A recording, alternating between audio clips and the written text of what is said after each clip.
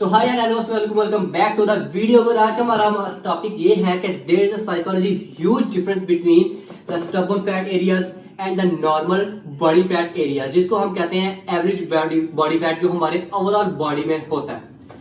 अब होता कुछ ऐसे है कि जो फीमेल्स हैं और जो मेल्स हैं, इनका स्टबर्न फैट एरिया, जिसे हम कहेंगे जिद्दी फैट एरिया, जो हमारा फैट एरिया खत्म नहीं होता। अब लड़कियां जो होती हैं फीमेल्स, इनके ये सारा का सारा फैट एरियाज कुछ ऐसे पॉइंट्स हैं जहां पर जाके अक्यूमुलेट हो रहा था, जो है इनकी हिप्स, इनकी थाइस एंड इनके ये love handles. But if we talk about the males, यही इनका एरिया कहां पर जाकर रुकता है? इनके पेट के ऊपर सबसे ज्यादा। इनका जो पेट है ना, आप लोगों ने काफी ज्यादा देखा होगा, ब्लोटेड हुआ होता है, निकला होता है ऐसे बाहर को। इनका ये स्टबर्न फैट एरिया होता है और उसके बाद इनके ये लव हैंडल्स वगैरह के पास जाता है।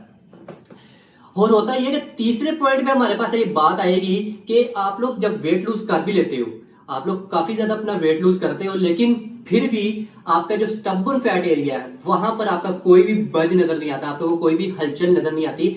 आप लोग ऐसा लगता नहीं है वेट लूज के बाद भी कि आपका ये वाला एरियाज कम हो रहे हैं। और होता कुछ ऐसे भी है कि जो आपका चौथे नंबर पे आपके जो बॉडी का सेंटर ऑफ मैस है। अब देखिए, हर बॉडी का एक सेंटर ऑफ मैस होता है, हर चीज का एक सेंटर ऑफ मैस होता है। आप लोगों ने काफी दफा साइंस में ये पढ़ा ही होगा कि हर चीज का एक सेंटर ऑफ मैस है। इसी तरह हमारी बॉडी का सेंटर ऑफ मैस है। और वर्कआउट में आपके एंगल्स सारे के सारे ग्रेविटी एंगल्स, ये एक सेंटर ऑफ मैस और आपके इस चीज के साथ बहुत ज्यादा अटैच होते हैं। अब होता यह है कि जो आपका सेंटर ऑफ मैस के करीब है, आपका सेंटर ऑफ मैस क्या बनता है? आपका बेली, बॉडी का बेली आपका सेंटर ऑफ मैस। इसके जो करीब तरीन, इसके जो थोड़े से दूर दूर एरिया है ना, मतलब कि आपकी आर्म्स हो गई, आपके शोल्डर्स हो गए, आपकी बैक हो गई, ये तो आपके मतलब कि इससे फैट बर्निंग हो जाती है, जल्दी आपको कोई डिफरेंस नजर आता है। लेकिन अगर हम बात करें आपके उस एरिया के जो इसके करीब है, जो बेली खुद एक स्टबर्न फैट एरिया हो गया, इनमें आपको कोई भी इतना कुछ डिफरेंस वगैरह नजर नहीं आता। So there are couple of reasons behind this, but we will talk about the 4 main reasons जिनकी हम आज बात करेंगे। अब वो reasons क्या है? पहला, एक ऐसी कमीनी चीज है जिनको हम कहेंगे रिसेप्टर्स, जो हमारी बॉडी में हर जगह फैले होते हैं। लेकिन कमीनी इस वजह के क्योंकि ये भाई हमारे आती है स्टबर्न फैट एरिया में बड़ी टांगड़ आती है। अब होता कुछ ऐसे कि आपके जो स्टबर्न फैट एरियाज हैं, यहाँ पर आपके अल्फा रिसेप्टर्स का रेशियो बहुत हाइयर होता है बिटवीन के आपका जो बीटा रिसेप्टर्स हैं।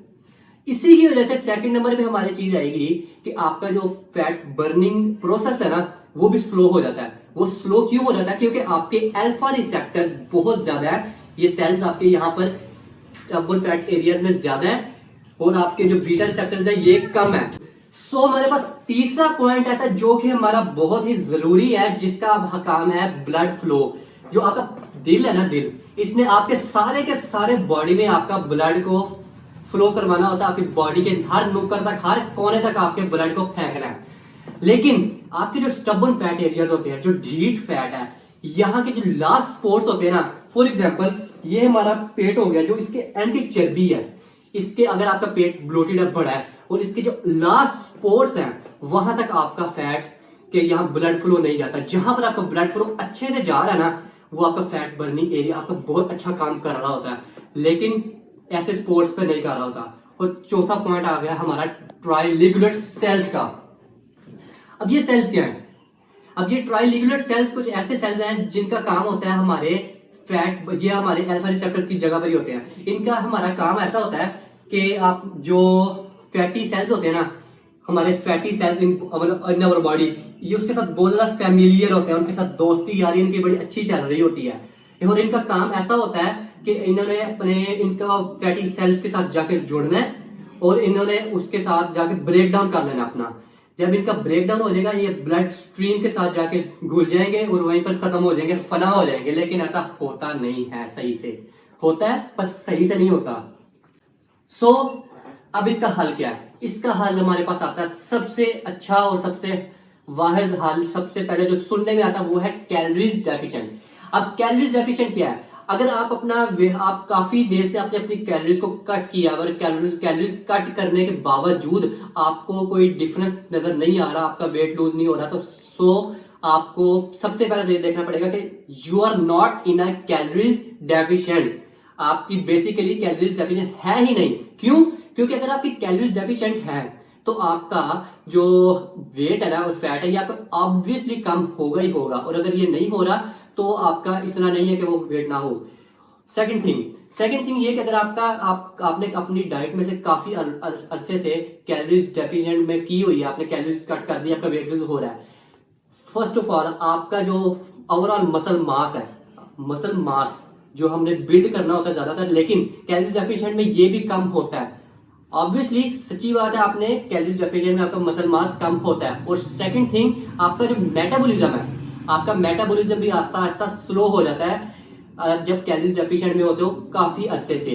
और तीसरी चीज कि आपका जो फैटी सेल्स हैं, फैट एनर्जी से आप कहते हैं फैट मसल सेल जो भी, वो भी आपका आस्ता आस्ता कम होना शुरू हो जाता है, जिसका काम होता है कि आपकी बॉडी के साथ एनर्जी आपको प्रोवाइड करना। जब वो कम हो जाएगा तो आपकी जो बॉडी को एनर्जी चाहिए वो भी उसकी जो एनर्जी प्रोवाइड करनी है उसको उसकी नीड कम हो जाएगी, और जब उसकी नीड कम हो जाएगी तो आपको कैलोरीज जो आपको पहले लूज करने के लिए 2000 करनी पड़ रही थी, नेक्स्ट टाइम थोड़ी सी और एनर्जी कम होगी, मतलब कि गुजारा चलेगा। और तीसरा पॉइंट हमारे पास आज आखिरी आएगा जिसका हाल हमारे पास है कि आप you have to be stay calm. कि आप अगर इस चीज को देखें कि अगर आपने कोई 6 सालों में, 5 सालों में, या इवन के 3 सालों में आपने फैट कैरी किया अपनी बॉडी में, हमारी बॉडी को रिकवर करने में 4 से 5 दिन लग जाते हैं। एक बड़े मसल को और एक छोटे मसल को रिकवर करने में लग जाता है 2-3 दिन तो इवन लग जाते हैं। 48 to 17 आवर्स एट लीस्ट। अगर आपका सब कुछ सही जा रहा है और स्टबल फैट एरिया कम नहीं हो रहा तो आपको थोड़ा सा सब्र करना पड़ेगा। ये आपके हमेशा आस्ता आस्ता कम, जितना आप ऐसा नहीं कर सकते कि आप एक बॉडी पार्ट का, फॉर एग्जाम्पल बाइसेप्स, या आप ज्यादा से ज्यादा पेट को ट्रेन ज्यादा करें तो आपका ये सारा का सारा फैट पहले खत्म हो जाए, ऐसे बिल्कुल भी नहीं होगा। आपका ओवरऑल बॉडी फैट नीचे आएगा। एंड ऑफ दैट पॉइंट आपके जो स्टबल फैट एरियाज वो कम होना शुरू होंगे और आहिस्ता स्टबल फैट एरियाज कम होते होते होते खत्म हो जाएंगे। So this was our topic. अगर आप लोगों को कुछ भी नया सीखने को मिला हो तो लाइक कमेंट करना और मुझे जरूर बताना। आपके लाइक से मुझे मजा आता है, कमेंट से मोटिवेशन मिलती है, सब्सक्राइब से तो कीड़ा जाग जाता है नेक्स्ट वीडियो बनाने के लिए। और नेक्स्ट वीडियो बनाने के लिए तो कीड़ा जगाएं, सब्सक्राइब करें और बेल आइकन को दबा दें ताकि आप लोग भी देखें, सीखो, और मुझे भी सब्सक्राइब करो। मिलते हैं कल। खुदा हाफिज।